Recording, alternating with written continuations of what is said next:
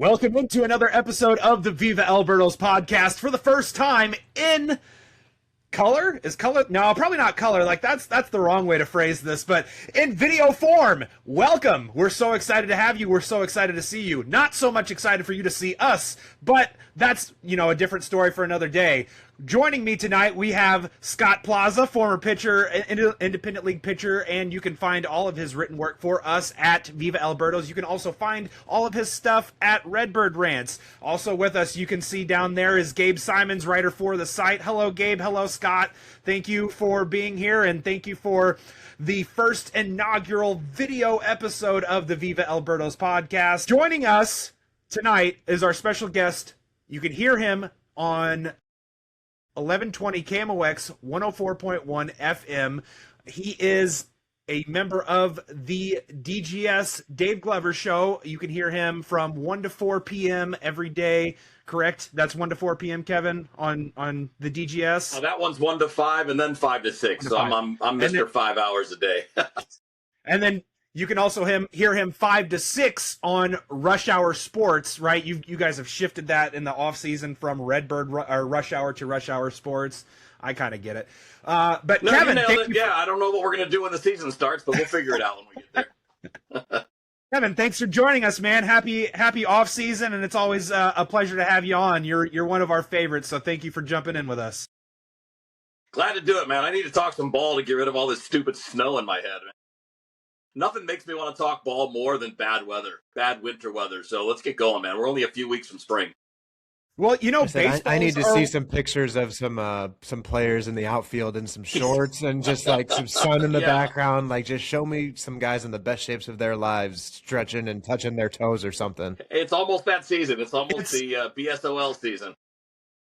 I was about to say best shape of our live season. That's what we're in right now. So, so Kevin, let's get started with this, and the way I wanted to approach it tonight was let's kind of take the off season and kind of do a summary of kind of what has happened so far as we continue. Before we go forward, let's talk about what kind of has occurred and kind of get your thoughts on that. So let's start with the Sonny Gray trade. What were your thoughts with the Sonny Gray trade and your impressions of the return? And let's also talk about kind of your thoughts on the money that the Cardinals added to facilitate that deal and get that done. Yeah, it's a pretty big break from what they've done in the past, right? I mean, the past regime, they weren't big fans of paying anything to get rid of anyone. And it's why we saw them sit on a lot of bad deals or not pay people to go away. But I think this is the right way to look at it, guys. I mean, whether it's Sonny Gray or eventually we'll talk Wilson Contreras and all the other stuff, if you're getting assets that you like for the long term, essentially what you're doing is you're just paying for them, right? So, that money is not just here given to you, Boston Red Sox. That money is the players that you're getting in return. And I think that's the important part, because what we can see without question is that if you made those same trades with those same teams and didn't eat the money, you're not getting anything of value in return. You're just not, or at least nowhere near the value that you got with high upside arms, things along those lines. So I'm glad that they're going through that route and understanding that the money's already spent. So do you spend it to keep an older player on the roster and stay where you've been? Or do you spend that money on talent acquisition? I mean, I love the direction that they've gone, and I love the fact that ownership has gone along with Chaim Bloom's plan in that regard, because in the past, they really weren't on board with eating money. Well, that's one of the questions that the DeWitts were asked at winter warmup was like, how does that feel, like that change of like actually spending the money? And the junior was like, we could have saved even more money, but we targeted players that we wanted back in return. So it is that shift that was very interesting to see. That is that Chaim's plan and they're finally buying into it, or is that something that they just needed to be nudged in the right direction to do? Yeah, it's a good question. I'd say a little bit of both, guys, but also let's keep in mind that another thing that allows them to make that decision a little more easy is they've also cut back the payroll. With the local TV uncertainty, with the fact that you're doing a rebuild, there's no point in carrying a higher payroll, right? So if you're bringing the payroll down, it's a little easier to eat money than it is, let's say, when you're pushing your budgetary limit. Go ahead, Gabe. Oh, Okay. I would just, yeah, I mean, I think to a certain extent they didn't have a choice but to throw in money because I don't think they were ever planning to spend money on free agents, and they couldn't allow the payroll to get to, what would it be, like 30 million? I mean, how low would the payroll be if they let the Red Sox take on all the money?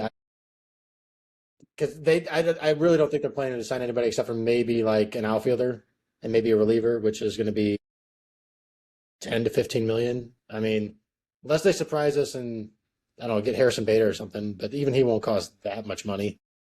So yeah, I feel like the circumstances just kind of collided in such a way where they felt like, oh, this is really the only way to go, honestly. So yeah, I mean, I'm obviously very happy that they decided to get the prospects for, as you put it, spending money to get prospects, basically. Yeah, yeah, and I think there's a lot. I mean, it's not a single like factor, right? I mean, we've all hit on something that plays into this pathway, and it's turning out, guys, that the timing of this is probably pretty good when it comes to uncertainty related to local revenue. I mean, the FanDuel stuff, and I shouldn't even. It's not even fair to mention FanDuel, and that's just a naming rights deal. You've got Right. the company that owns the FanDuel Sports networks failing again, and they're dealing with this for a second straight year where they're bailing on contracts and not paying people. So if there's ever a time to say, all right, this is the time to pull back and go rebuild and get young and work on acquiring talent, it would be a time when you have economic uncertainty. And then you throw on top of that, we know the Cardinals that one of their big difference makers when it comes to carrying a good payroll is attendance. Well, attendance has been down too because the team hasn't been very good. So if you're gonna pick a time to go this route, this is the time. You got a lot of things kind of pushing you in that direction. Yeah, and so we'll transition away from the Sonny Gray, and let's talk about Wilson Contreras, right? And sorry, Scott, I know this is a sore cope with it, but Wilson Contreras was something that I think a lot of fans were skeptical was actually gonna accept a trade and be moved. We heard before the end of the season that I still enjoy being here in St. Louis. I want to be here for the long haul. I signed on here to see it be a better place than when I left. But then we also heard that he would be a little bit more open to the idea of moving. And I think once the Sonny Gray domino fell, he was even more open to the idea that, okay, this isn't maybe what's best for my career to stick around. Maybe it would be better for me to opt to go somewhere else and try to compete. And so we saw that kind of unfold. And once again, it's Boston, and the Cardinals kicked in money. And just kind of your thoughts again, Kevin, on how that all went down, and what was your opinion of the Cardinals executing that deal? Yeah, I mean, I think that and the Sonny deal, I know they're different in the sense that they're obviously position player, pitcher, and all that, but I think it's the same exact structure, right? You're dealing with an organization, the depth that they bring. You're getting in each case, you're getting at least an arm in there that can help you this year, right? With Fitz in one deal and Dobbins in the other deal, and then you're obviously getting longer term help there too. And on the Contreras thing, I really do think he wanted to stay. I mean, he was really sincere about that. I mean, he made that very clear last year. And I think what changed his mind is the sheer hardcore direction that they went, right? I mean, he's not getting any younger. And if you're a player that's kind of early 30s, do you really want to be entering a rebuild when you have an option to join Boston? So I think his acceptance is probably has a lot to do with where he's going, right? I mean, you're going to a team that's trying to win. You're going to a ballpark that favors right-handed hitters. I can see him knocking down that wall for 35 doubles pretty easily, and probably 25 homers. So, when you think about all things considered, and a manager there too that a lot of players like in Alex Cora, I think, it wouldn't have been an automatic yes, I don't think anywhere. But when you're sending him to a quality team that's adding players, and Sonny had already gone there, I think that kind of made it easier for him to change his mind. And that combined with the Cardinals' direction makes it all make sense. Even though I know that he was really dedicated to being here and made all the efforts too, right? I mean, this is a guy that got crapped on just a few weeks into being the Cardinals' starting catcher. He gets here and all of a sudden the starting pitchers are like, we can't pitch to this guy. I mean, grow up, guys. Stop hanging curveballs over the middle and stop leaving your fastball 0-2 right down the middle. stop blaming your catcher. But, they caved in on that because the pitchers were uncomfortable, and he handled it like a pro. I mean, he didn't complain. He didn't get angry. He didn't have a fit. And then when he got his chance, he went back out there and did it again. And then when he was asked to move to first, he did it, and he did it well. He was a good first baseman this past season. So I have a lot of respect for him, and I'm glad that he was able to find a place that was suitable for him. Or I should say the Cardinals were able to find a place that was suitable for him, because I didn't think anything but positive things about his time. Well, and that's why I think they got rid of him maybe like 6 months to a year too early, because of the question mark at first base, where you also have the question mark in the outfield, where like let Burleson settle in left field or something then, or allow the DH between Contreras and Burleson at first, because he had that leadership quality that is I kind of like with this direction of that team.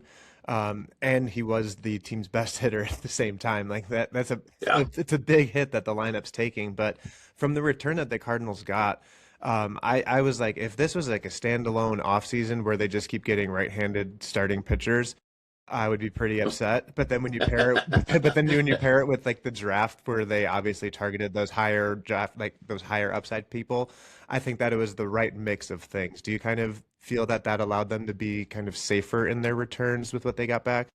To a degree, yeah. I mean, I still think these guys fit because they have a character. Each one of them has something that fits. Dobbins has a hell of a breaking ball and just enough velo, right? He's not out there throwing 89, 90. I mean, he's mid-90s. Probably around league average would be my guess for him and Fitz when they're both healthy. But still, league average now is 94.5, right? That's no joke. So it's workable. Boston, this is one of the interesting things about Boston and the Bloom relationship there, but Boston has been a team the last couple of years that throws more breaking balls than almost anybody in the sport. So those guys come in having done that and having that built up their repertoire that way.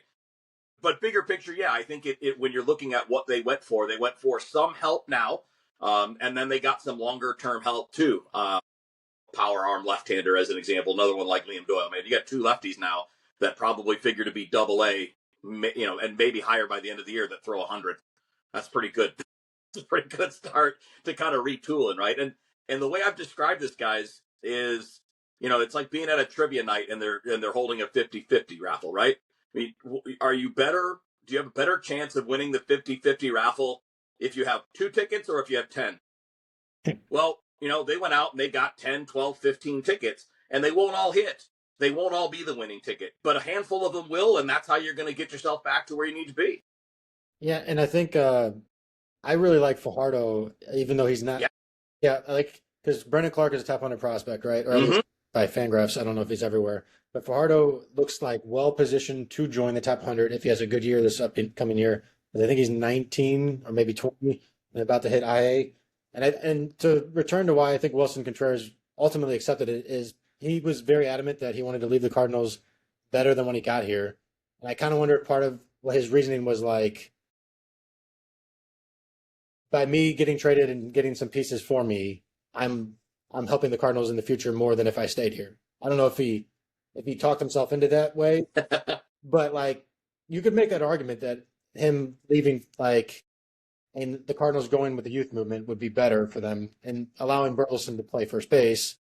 Because I don't love him in the outfield, to be honest. I understand we aren't in a great position with outfield at all, but him being at first base, I would love to see what he can do defensively for a full year. And obviously his bat will play, at least as it did last year.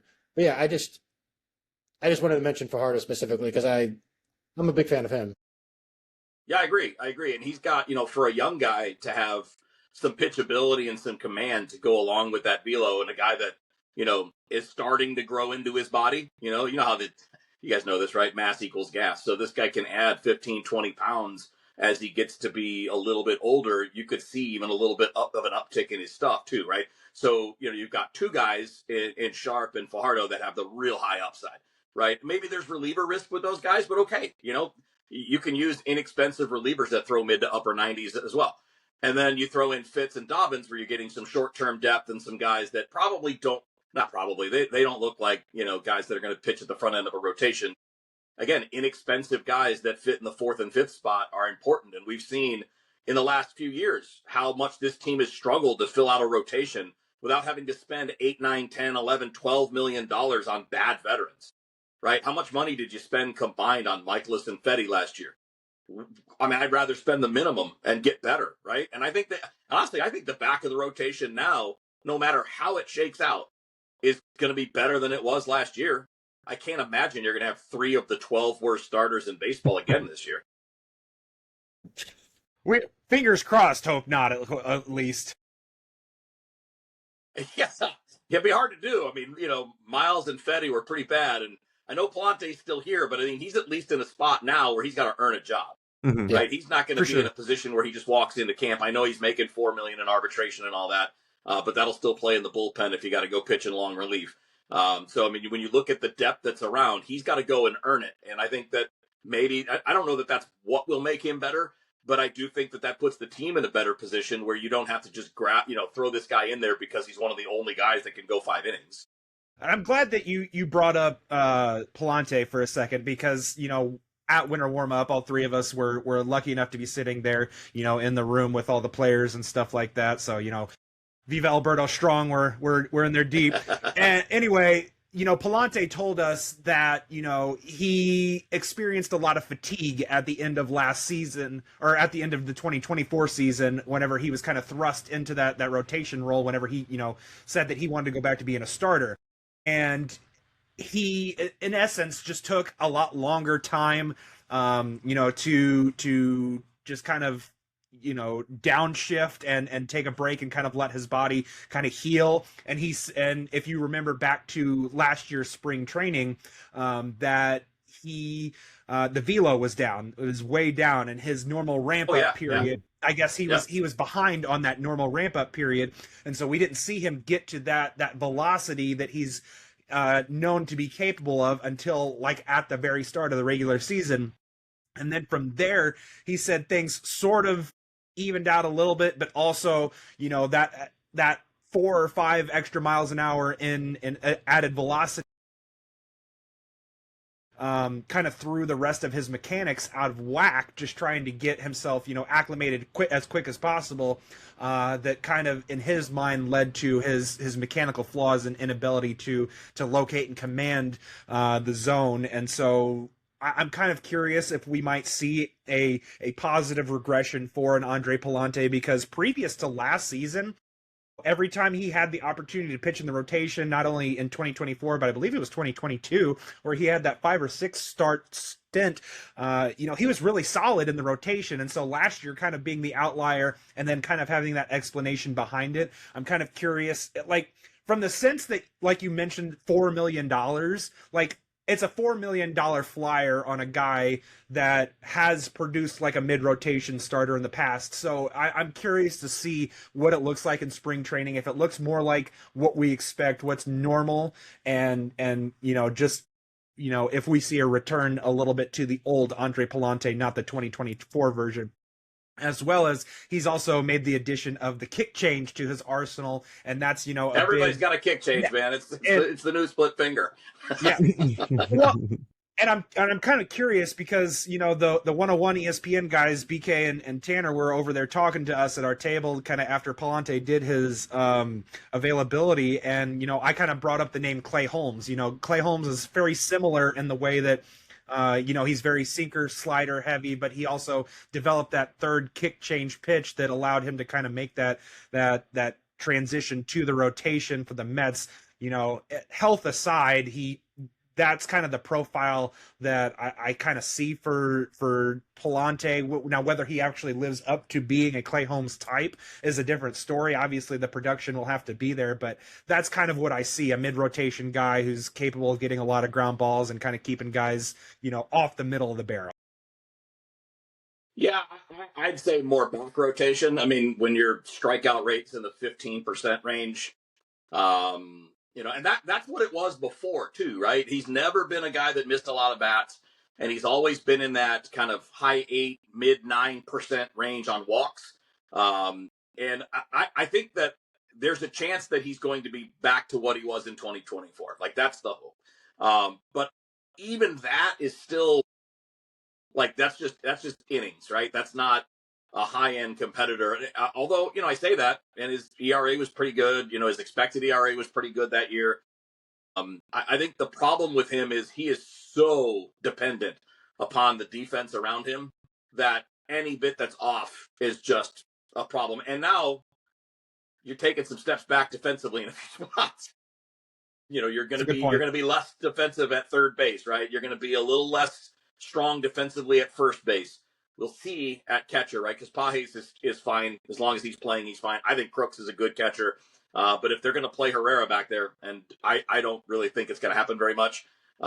If it does, great. Once or twice a week, great. But I don't think it's going to happen very much. And you're fine in other places, right? You're great at short. You're great in center if your center fielder can hit enough to stay in the lineup. Your right fielder still hasn't figured it out. Your left fielder's got 2 bad feet that he's rehabbing. We'll see how that goes.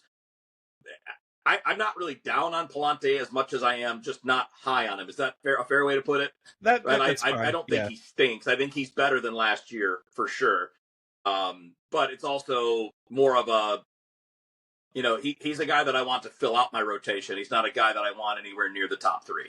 Well, where does Palante mix in with Leahy, mix in with Fitz, mix in with Dobbins, especially after the addition of May? Like, it seemed like he was set at that rotation spot, and now it's like you're saying he's in the competition. So who do you kind of have as that 4th and 5th? Because I think both of those spots are open for sure.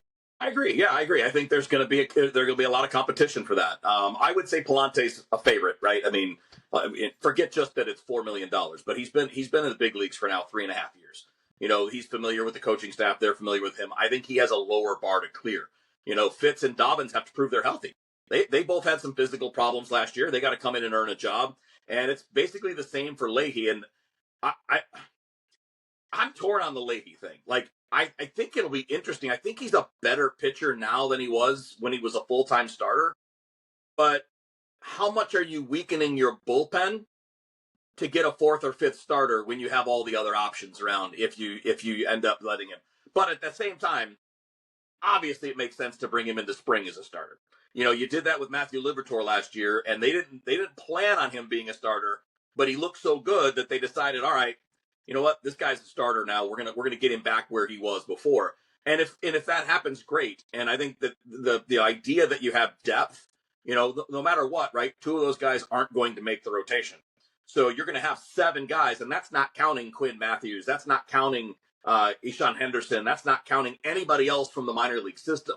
And so that's a great starting point. And look, any one of those guys could end up in the bullpen too. It's not like the bullpen's loaded. They got some big question marks there. And, I really liked, I liked the Ryan Stanek edition, even though I don't think he's great. I just think a veteran guy who throws in the upper 90s is a good guy to have around when you're trying to figure some things out. I think they have a potential interesting back end with guys like O'Brien and Swanson and JoJo if he's still here. And, he is still here. We're in late January and he's still here. So it could be good, but boy, you keep Leahy in there. Or, let's say Leahy wins a spot and maybe Fitz or Dobbins ends up in there. Yeah, now you're looking like a little bit more competitive pitching staff, top to bottom, and with the 2 or 3 or 4 guys that'll be at Memphis.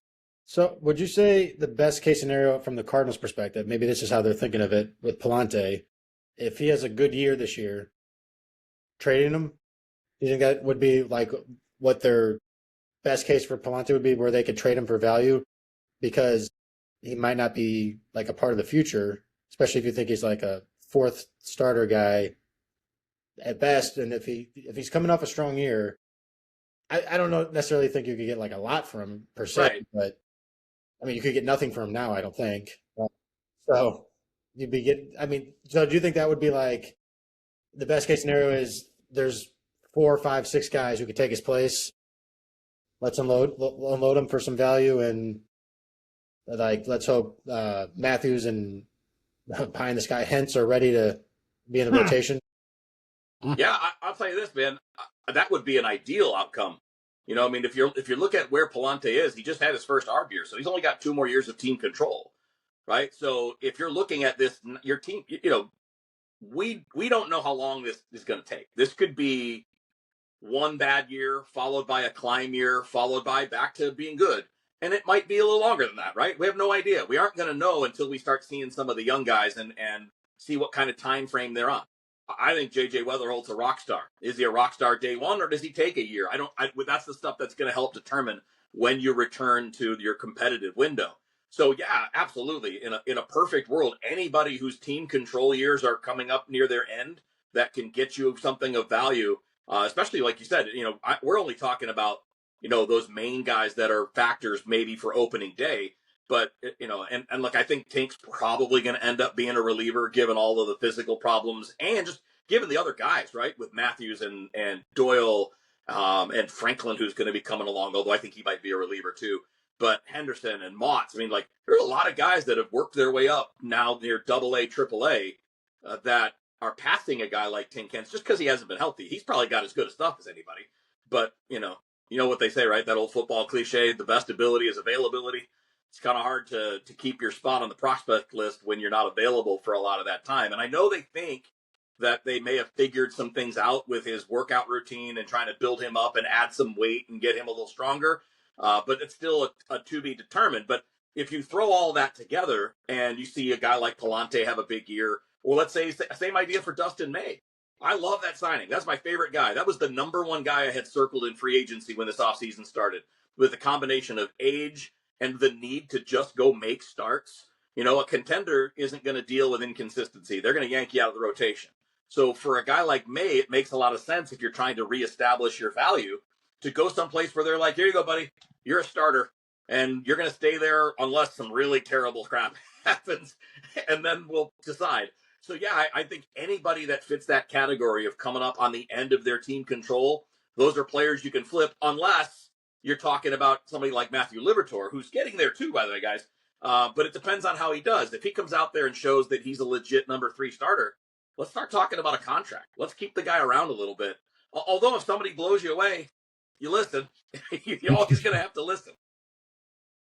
I'm glad you guys bring these points up, because this is actually what I wrote about today, and you guys get a little bit of a sneak preview what'll come out on Tuesday. I looked at 6 players that, could potentially be kind of, I hate to use the term raised for slaughter. That feels like a bad way to phrase it, but players who, if they take advantage of this season, who still have a little bit of term left, but not a lot, could be somebody that Chaim Bloom uses to further this rebuilding effort. And the unfortunate aspect of it is there is so much uncertainty around the Cardinals right now.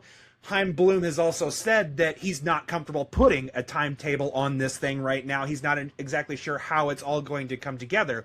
So because that veil of unsureness is still around the team, it's hard to kind of draw a line to say, this player definitely isn't going to get moved. They're going to stick with the team forever, and this player is too far gone, doesn't have nearly enough the amount of control remaining. He goes. So like there's no clear line of where that's going to be. There's no timetable as to when this thing is going to turn around. That's not to say that I don't think that there is reason for optimism that it can't turn around quickly. It's just we don't know yet. We're still dealing in so much uncertainty with where we are that.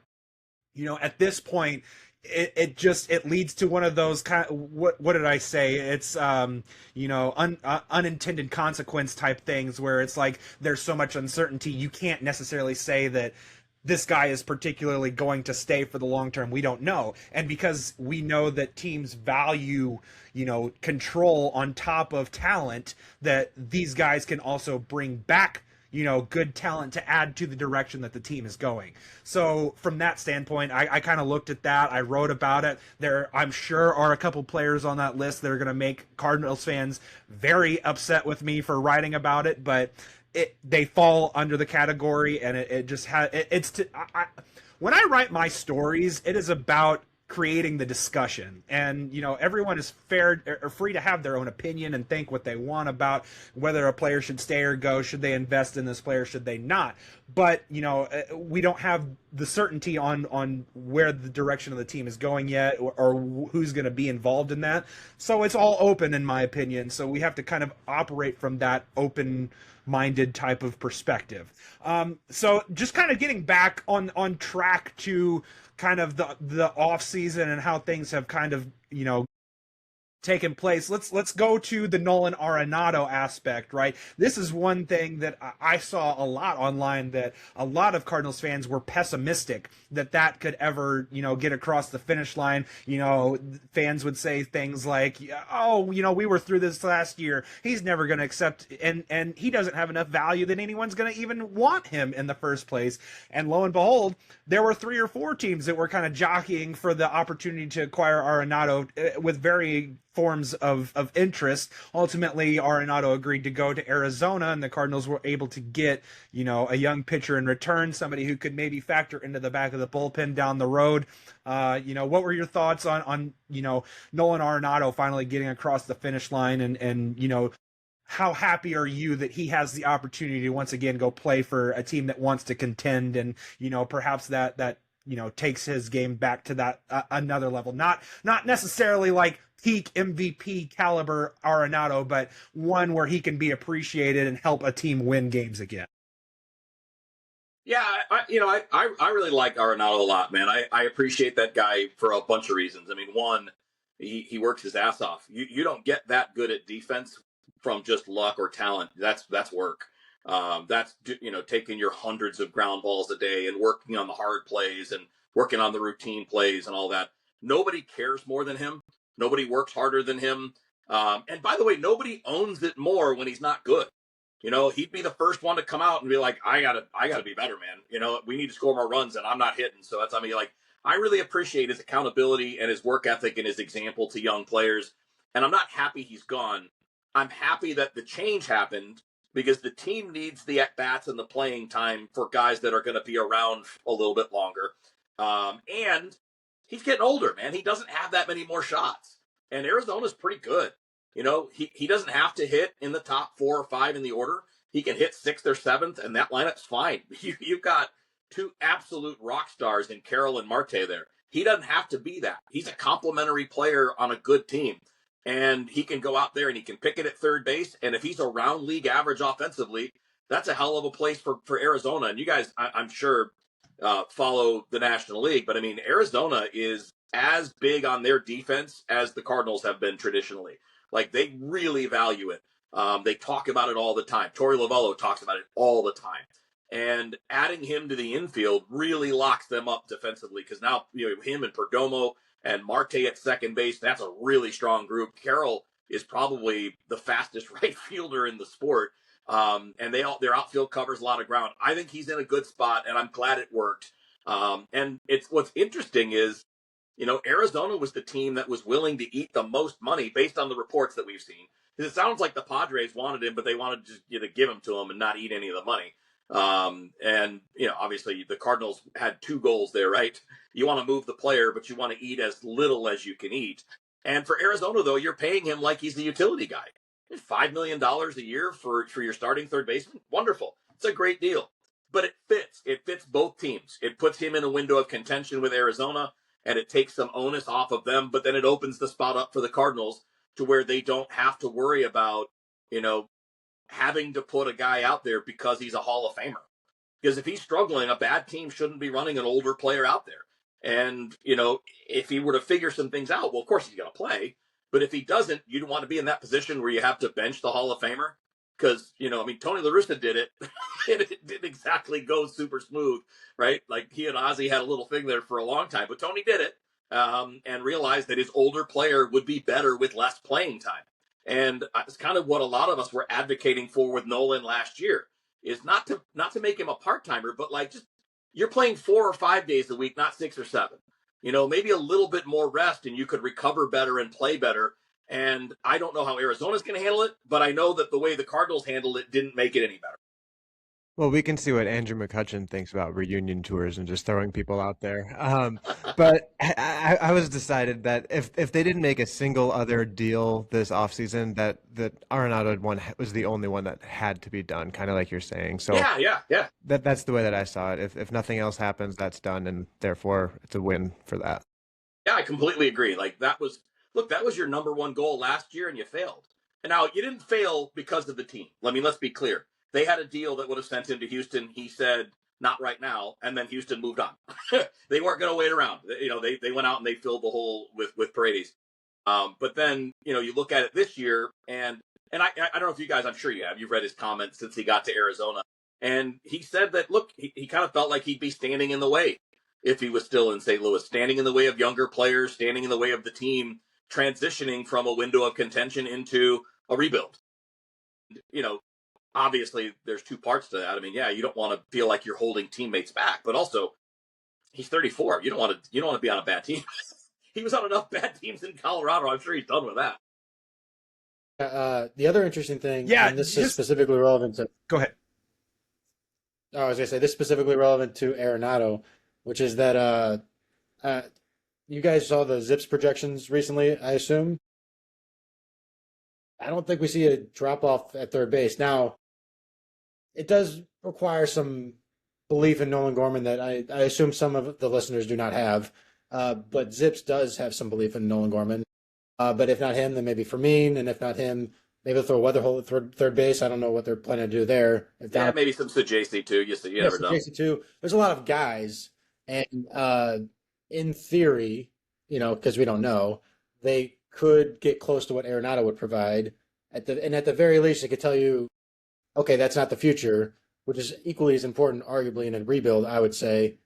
But I did find it interesting that the Zips did not see a huge drop off as far as like what our record will be when you consider we traded Wilson Contreras, Sonny Gray, and Nolan Arenado, which you would think would have a drop off. But Sonny Gray had a 4.28 ERA last year.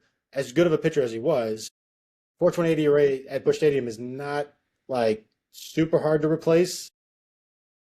Like we might be able to pull it off. Contreras, I think, will be a little bit harder because I don't think he'll replace his bat and his defense actually.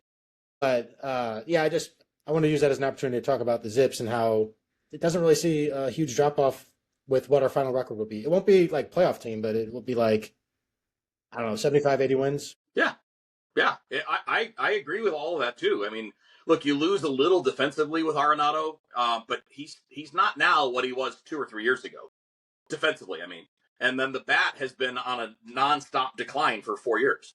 From the MVP caliber year, when he finished third behind, Goldie and I forget who else, but when he finished third there, every year since then has been down offensively. I don't see any evidence that it's going to go back. The numbers might be better this year being in a more hitter-friendly home ballpark. Arizona is more friendly than Busch Stadium in that regard, so maybe his numbers look better, but I think adjusted for ballpark and everything else, it'll probably end up being around the same. And I can say, how many guys on this team are capable of hitting 27 home runs? There's one guy. No, I would have said because he's already done it, and that's Nolan Gorman. And I don't know why anybody wants to write the guy off. I get why. I mean, we all saw what we saw. He's not been good for 2 years. But really, 2024, the first 4 months, he was fine.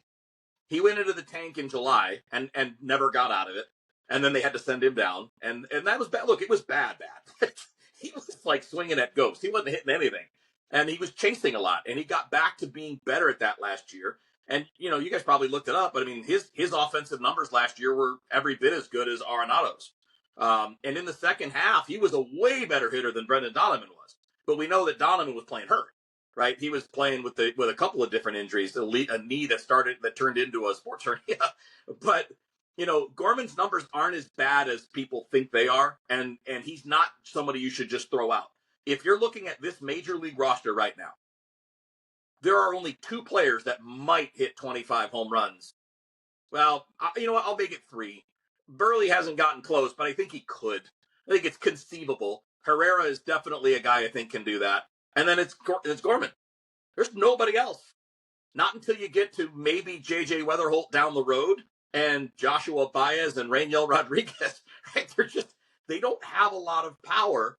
So give the guy with power more opportunity. Same argument for Jordan Walker. He's been terrible. But you know what? It's a tool that you don't have in abundance at the major league level or near the major league level, and buying it's really expensive. So you need to sell out on those guys and give them every chance, even if they stink. Wilson Contreras has 25 homer power. Sorry. Yeah. He'll be doing that in Boston. Yeah, he'll do that in Boston, and he'll be happy for it. And that's why they wanted him. I don't know if you guys have noticed this, but man, finding a good right-handed bat this offseason has been really difficult for contenders. And, obviously that's the draw to Contreras. Getting back to your point about Nolan Arenado, just want to real quickly throw out there that Oakland, or not Oakland, but Sacramento or whatever, was also in the Nolan Arenado sweepstakes. They were in Ken Rosenthal's piece. He talked about that. Okay, they talked about how they were willing to spend the most, but Nolan wasn't willing to go there, so it's kind of a moot point. Just wanted to throw out there for the clarification purposes. And then the other thing is that we've been talking about how you already kind of touched on Ryan Stanek and Dustin May, and those guys were you're in favor of those additions. So let's take it to the next step forward as we're kind of getting to the end here. Let's talk about what is still left to be done. You've made reference to a Brendan Donovan, a Jojo Romero.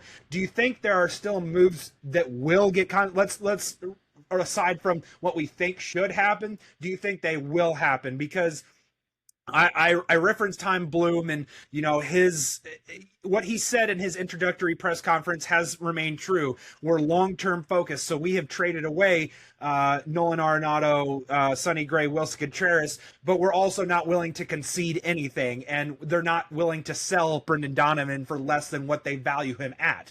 And so, maybe Jojo Romero, same thing. They're not getting quite the offers. They are enticed enough to move him. What do you think still happens before they get to spring training? I'd say, like, the one thing that I want to give Chaim Bloom credit on is almost everything that he has said he wants to do, he's done. And there's one exception. So this is the one thing I absolutely expect to happen before spring training, is that they'll add a right-handed bat. It's not going to be a stud. It's not going to be, we've seen the names floated from John Heyman, guys like Miguel Andujar as an example, Austin Hayes. I'm not sure that Hayes is going to be looking at a rebuilding team, but I'll tell you, and also I don't think that he wants to look at a part-time role, although Andujar probably is okay with that. It's probably about how much money you're willing to give him and what his other offers are. But somebody that fits that category, who can play in the outfield and bat right-handed, because it's been a weakness for a number of years, and it gives you some roster balance. It puts you in a position where you don't have to ask guys to do things they're not capable of doing. So I would expect that, like, bare minimum. And then on the trade front, I wouldn't predict it, because they've been very clear that if these guys aren't older players, and Donovan's in his 20s and JoJo's in his 20s, these are not players that you need to move on from. There's no reason to do it now if you don't have to. I mean, JoJo will have tremendous value at the trade deadline, for contenders that need a lefty, if he's not traded here in the offseason. And who knows, maybe by then the frenzy for relievers maybe gets you even more than you would get for him right now, because teams are willing to look at their internal options. They're willing to consider other guys. Well, by then they're going to know if it's working or not, and they're going to know what they need and maybe be in a mode where they're a little more desperate. And maybe the same is true for Donovan, where if you don't get what you want now, if you trade him in July, the other team still gets him for a year and a half, and he can fit a lot of teams if they have injuries, because you could put him anywhere. And so I would say that because there's no urgency to move those guys, it wouldn't shock me at all if they're still here, when pitchers and catchers report, and it wouldn't shock me if they're here on opening day, because there's no need to rush it. You just do it when it makes sense. And if it doesn't make sense, you got July, and then you got next offseason for Donovan too, if you want to.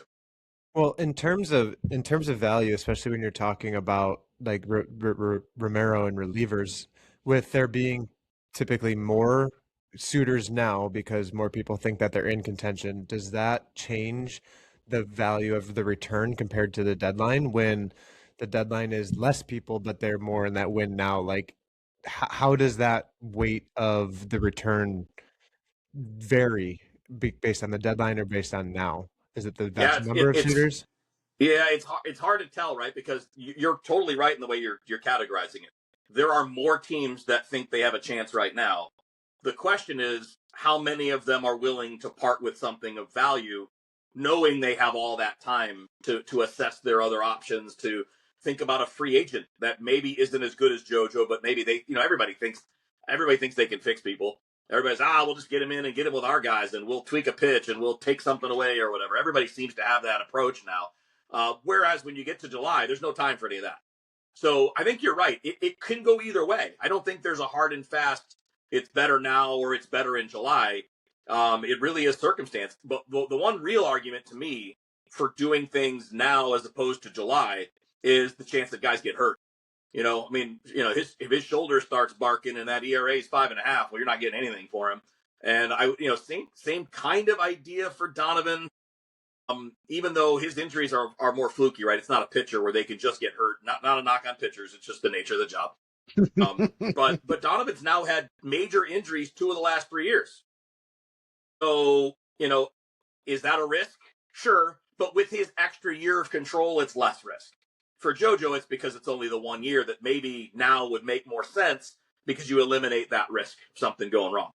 Another interesting wrinkle to Romero for me is that I don't know if you guys followed his month-to-month stats, but at the beginning of the season, he was not that great. He had 1-to-1 K to walk ratio for the first 3 months. And then once we hit July or something, he had 30 Ks to 2 walks or something, and he always gets ground balls. If he does that for the first 3 months next year, I absolutely believe he would get a better return at the deadline than right now. You're right, though, that the risk is that he gets hurt, or maybe because he's an inconsistent pitcher a little bit. I mean, he's a reliever. Every reliever is more or less consistent. But yeah, that's the risk, is that he doesn't match what he did in the second half. But if he could, if you're getting return offers that you're like, this is all right, but I feel like it's worth the risk to have pitch the first 3 months, and maybe if he's truly dominant, we could get top 50 prospect, top 100 prospect, or what. I'm trying to remember great returns that 2-month rentals of relievers have gotten, but typically it's a guy that's a closer. And I'm not sure. Here's the hard part, right? Mason Miller's different, right? Because it's not a short-term control. That's 4 years, 5 years of control. And I think the Aroldis Chapman trade that the Cubs made is too far back to be relevant as far as what. I don't think anybody's given up a Gleyber Torres for a closer for 3 months anymore. And I think that the more we look at it, I think you're right in the sense that if there's the need for someone else and he's killing it, you're higher. You have a really good chance of getting that one guy that could be, fringy top 100 or maybe a team's top 5 prospect.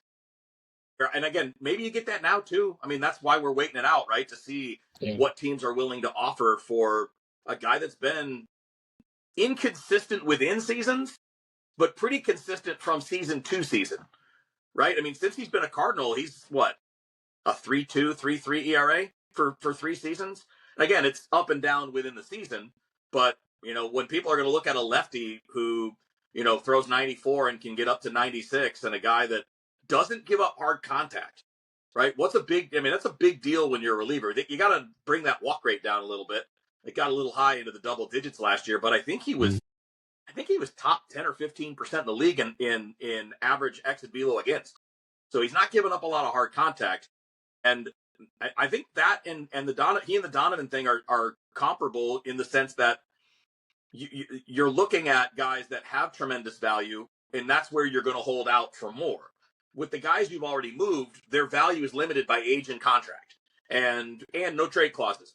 I mean, it's a big part of it too, right? So if you can get what you did for those guys by eating money, I think you could do even better for these 2 guys because of what they cost and because of the where they rank amongst their peers. How many left-handed relievers in the National League were better than JoJo Romero last year? I mean, there were a few, but not many. Right. So I also wanted to tack on, just your perspective on this as well. This will be my final question for you. When we talk about Brendan Donovan and the Cardinals not trading him this offseason, and perhaps they re-engage at the deadline, I think fans are overblowing their fear that the trade offers will be lesser at the deadline than they will be now. Now, obviously we throw out these 2 assumptions and caveat that performance and health, are givens. acquiring teams are still looking to get Donovan for 2 postseason runs. You get him at the deadline, you're still getting those 2 postseason runs, even if you don't get the first 3 months of the season with him. So there's no reason to say that, like, if he's not, like, all-star caliber again, if he's not fully healthy through the first 3 months of the season, there's no reason to expect that trade, like, the offers coming in from outside teams would be any lesser, because the idea of acquiring Donovan is for 2 postseason runs, and if you get him at the deadline, you're still getting him for 2 postseason runs. Yeah, to me, again, barring the things you just listed, barring injury or some kind of weird dip in performance not related to injury, which I don't think is happening with Donovan, he's just too consistent. You know, when he's not hurt, he produces, and he's very solidly, consistently the same guy.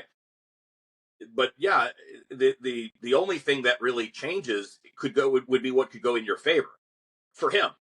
I mean, again, because his likelihood of an injury that limits his trade market is lower than that of a pitcher. You know, it doesn't take much for a pitcher.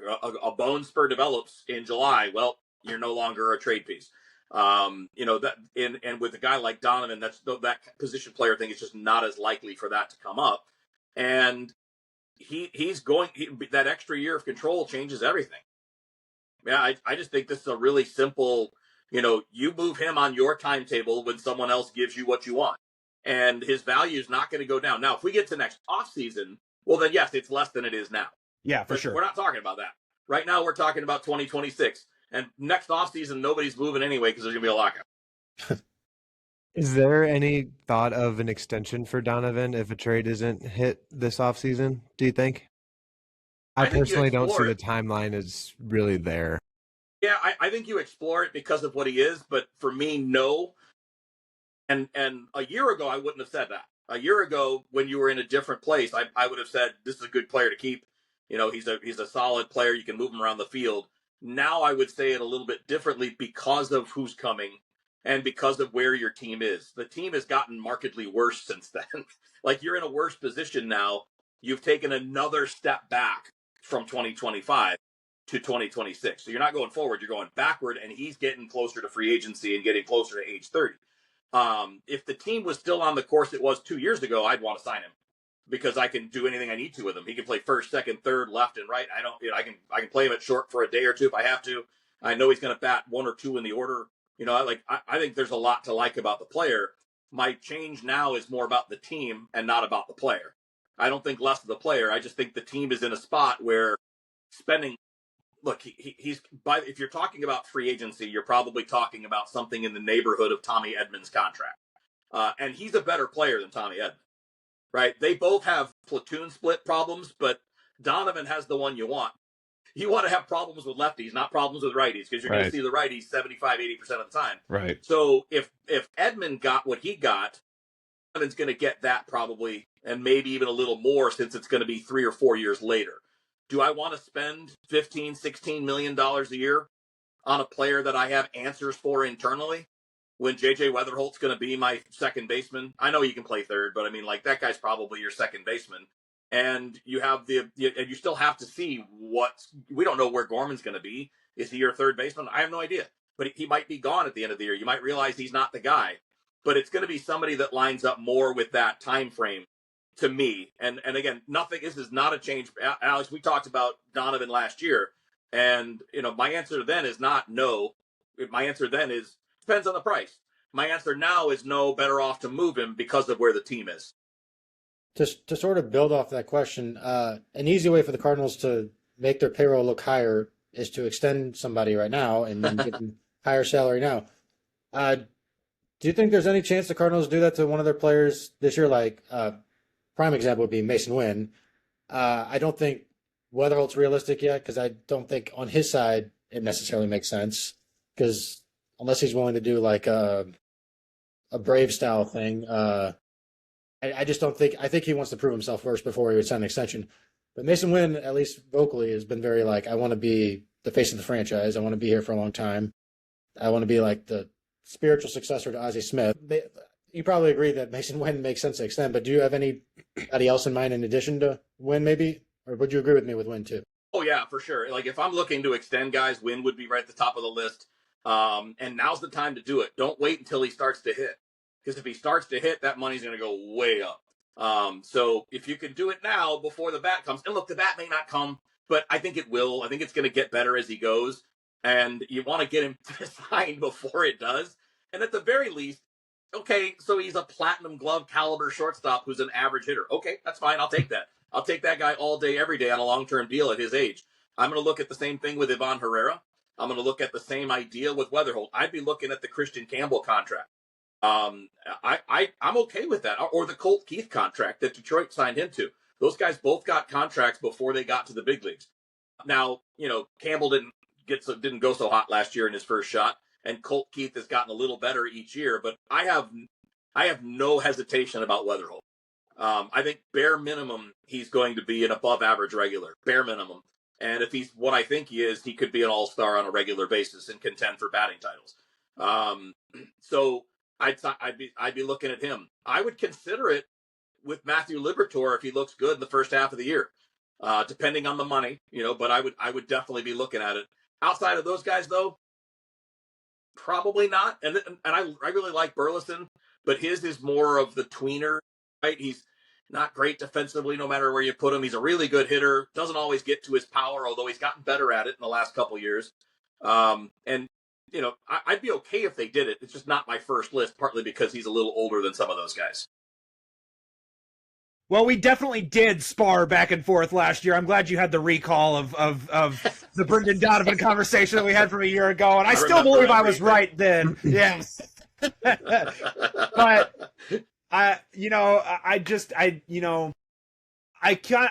to tie it all together, that point tied together, I'd be curious if the Cardinals are willing to engage in contract extension negotiations when they're a year away from the CBA stuff. Obviously, in pertaining to 2026, Major League Baseball is operating as normal. But when looking forward, I would be wondering if they were hesitant because of once again bringing up all of the unsureness around the franchise and what their financials will look like, what the financial landscape of Major League Baseball and kind of how that's structured, how that might change going forward. I think there's a lot of wait and see in that, and that's why I kind of am curious if they might hold off on the player extensions until after they kind of have a better idea of kind of what that financial landscape looks like going forward.